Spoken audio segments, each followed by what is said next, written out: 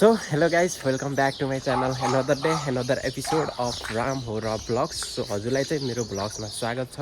म फेरि पनि आइसकेको छु हजुरहरूको सामु नयाँ अपडेट लिएर. सो हजुरहरू चाहिँ बुल्गेरिया हुनुहुन्छ अथवा बुल्गेरिया आउँदै हुनुहुन्छ भने यो ब्लग हजुरहरूको लागि हो. सो मेरो कमेन्टमा चाहिँ एउटा यस्तो कमेन्ट आयो, त्यसको लागि चाहिँ मैले भिडियो बनाउन चाहिँ बाध्य भएँ साथीहरू. किनभने उहाँहरूले चाहिँ यस्तो कुरा सोधिदिनु भयो जो सबैको लागि चाहिँ इन्फर्मेटिभ हुनेछ है साथीहरू. सो के हो भन्दाखेरि त्यो कुरा चाहिँ उहाँले चाहिँ के सोध्नु भएको छ भन्दाखेरि बुल्गेरिया आउँदाखेरि के डकुमेन्ट लिएर आउनुपर्छ, अनि त्यसपछि कति क्यास लिएर आउनुपर्छ, अनि त्यसपछि टिआरसी बनाउनको लागि चाहिँ के डकुमेन्ट लिएर आउनुपर्छ भनेर उहाँले चाहिँ सोध्नु भएको छ. सो म चाहिँ यसको बारेमा चाहिँ हजुरहरूलाई चाहिँ डिटेलमा भन्न गइरहेको छु है त साथीहरू. सो लेट्स स्टार्ट है त. सो सबैभन्दा पहिला त म के भन्न चाहन्छु भन्दाखेरि हामी चाहिँ बुल्गेरिया आउँदाखेरि हामी चाहिँ डकुमेन्ट चाहिँ के ल्याउनुपर्छ भन्दाखेरि हामी चाहिँ हाम्रो 8 क्लासको सर्टिफिकेट अथवा 10 क्लासको सर्टिफिकेट लिएर आउनुपर्छ. अनि त्यसपछि तपाईँ हामी के भन्न चाहन्छु भन्दाखेरि अनि अर्को चाहिँ टिआरसीको लागि चाहिँ के डकुमेन्ट चाहिन्छ भन्दाखेरि चाहिँ हामीलाई चाहिँ टिआरसीको लागि चाहिँ हाम्रो चाहिँ पासपोर्ट, अनि त्यसपछि हाम्रो चाहिँ त्यही स्कुल लेभलको सर्टिफिकेट साथीहरू. यति दुईवटा चिज भइसकेपछि हामीलाई चाहिँ अरू केही पर्दैन. यही दुईवटा डकुमेन्ट हो साथीहरू, अरू चाहिँ हामीलाई केही पर्दैन. अनि त्यसपछि अरू चाहिँ अब तपाईँको एजेन्टले चाहिँ दिनुहुन्छ के डकुमेन्ट चाहिन्छ यहाँ आउनलाई चाहिँ त्यो सबै बोकेर आउनु होला.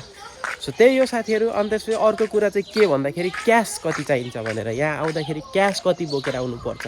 अनि त्यसपछि तपाईँहरू चाहिँ नेपालीमा होइन साथीहरू, युरोमा बोकेर आउनु. अनि त्यसपछि चाहिँ तपाईँ चाहिँ नेपाली पैसालाई चाहिँ युरोमा कन्भर्ट गरेर यहाँ आउँदा चाहिँ कति लिएर आउनुपर्छ भन्दाखेरि चाहिँ मैले एक्ज्याक्टली त अब यति नै ल्याउनु भन्दैन.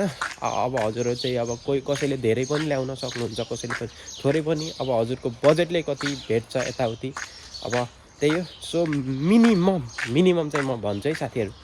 अब मिनिमम चाहिँ हजुरले चाहिँ 200 युरो जति लिएर आउनु हजुरलाई चाहिँ एकदमै काम लाग्छ. किनभने चाहिँ हामी चाहिँ अब कसैलाई चाहिँ दुई दिनमा 4 दिनमा काममा चाहिँ लाग्न सक्छ, कोही चाहिँ 1 महिना नै लाग्न सक्छ काममा. डकुमेन्टहरू बनाउँदा टिआरसीहरू बनाउँदाखेरि 1 महिना नै लाग्छ. किनभने हामी चाहिँ म चाहिँ 1 महिनामा काममा लागेको थिएँ. त्यसैले चाहिँ अब यत्तिकै बस्दाखेरि चाहिँ अब हामीसँग अब भएको पैसा युरो चाहिँ युटिलाइज हुन्छ साथीहरू खानामा. नत्र हुन त अब कम्पनीले यदि लिएर आएको छ भने कम्पनीले पनि प्रोभाइड गर्छ खानाहरू.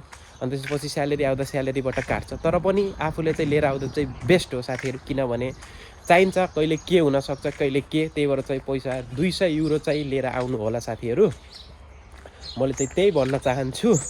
अर्को कुरा चाहिँ अब डकुमेन्टहरू चाहिँ मैले भनिहालेँ. टिआरसीको लागि चाहिँ तपाईँको अब एजेन्टले के बनाइदिनु भएको डकुमेन्टहरू त्यो बोकेर आउनु. पासपोर्ट अभियसली, पासपोर्ट त अब पासपोर्ट जुन चाहिँ आउनै सकिन्न. अनि त्यसै तपाईँको चाहिँ स्कुल लेभलको सर्टिफिकेट है त साथीहरू, स्कुल लेभलको सर्टिफिकेट. यति भएपछि तपाईँको टिआरसीलाई चाहिँ डकुमेन्ट पुग्छ साथीहरू. सो यही हो साथीहरू.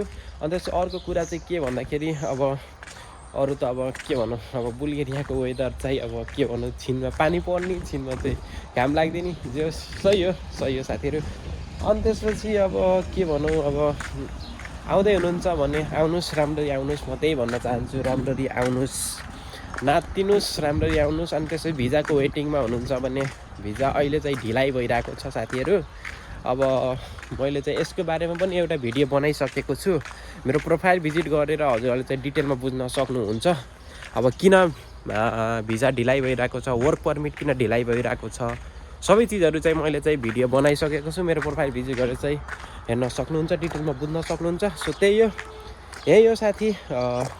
हजुरले सोध्नुभएको क्वेसनको रिप्लाई चाहिँ यही हो. 200 युरो जति क्यास बोकेर आउनुहोस् युरोमा. अनि त्यसपछि त अरू डकुमेन्टहरू चाहिँ मैले भनिहालेँ, स्कुल लेभलको सर्टिफिकेट, अनि त्यसपछि पासपोर्टहरू. सो यति भएपछि हजुरलाई चाहिँ पुग्छ. सो हजुरलाई चाहिँ मेरो भिडियो के कस्तो लाग्छ लाइक सेयर सब्सक्राइब गरिदिनु होला. आजलाई यति नै. हस् त, धन्यवाद.